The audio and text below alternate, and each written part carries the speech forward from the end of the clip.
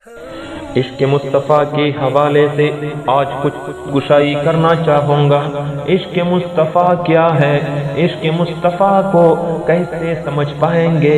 اس کی مثال تو ایسی ہے جیسے ایک شخص نے کبھی میٹھا چکھا نہ ہو، وہ ان کو آپ لفظوں سے مٹھاس کسی چیز کا سمجھانا چاہتے ہیں، وہ نہیں سمجھ پائے گا، نہ وہ سمجھ سکتا ہے۔ عشق مصطفیٰ کو لفظوں میں بیان کرنا چاہوں، تم نہیں سمجھو گے، نہ سمجھ سکتے ہیں۔ عشق مصطفیٰ کو سمجھنا ہے تو صحابہ کے عشق سے سمجھو، صحابہ کی زندگی سے سمجھو۔ عشق مصطفیٰ کو سمجھنا ہو تو مکہ کے گلیوں میں بلال کو گھسیٹتے دیکھنا پڑے گا، صدیق کو دیکھنا پڑے گا کہ مار مار کر بے ہوش کر دیا گیا ہے، لیکن جب ہوش آیا ہے، نہ کھانے کی بات ہے، نہ پینے کی بات ہے، نہ ابو کی بات ہے، نہ امی کی بات ہے، بس ہوش آیا ہے تو پہلا لفظ زبان پہ یہ ہے کہ میرے محبوب کا کیا حال ہے۔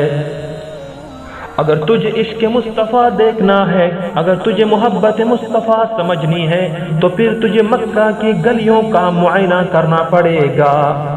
یہاں تجھے گرم ریت پر لیٹے ہوئے صحابہ نظر آئیں گے، یہاں تجھے بندھے ہوئے صحابہ نظر آئیں گے، رسیوں سے جکڑے ہوئے صحابہ نظر آئیں گے، یہاں تجھے گرم انگاروں پر لیٹے ہوئے صحابہ نظر آئیں گے، یہاں تجھے سینوں پر کیلے گڑے ہوئے صحابہ نظر آئیں گے، لیکن وہ بندھے ہوئے ہو، کٹے ہوئے ہو،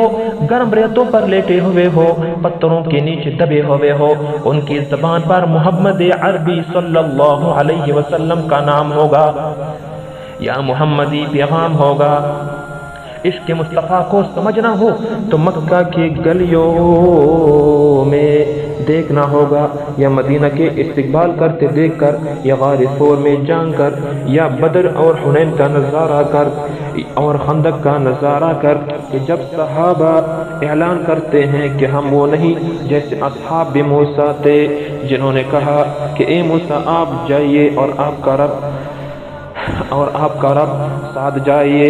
آپ جا کر جہاد کریں، ہم تو یہاں بیٹھیں گے، جب آپ فتح کریں گے پھر ہم آئیں گے، ہم وہ نہیں کہ آپ کو کہیں آپ جائے اور ہم یہاں آ کر آرام کریں۔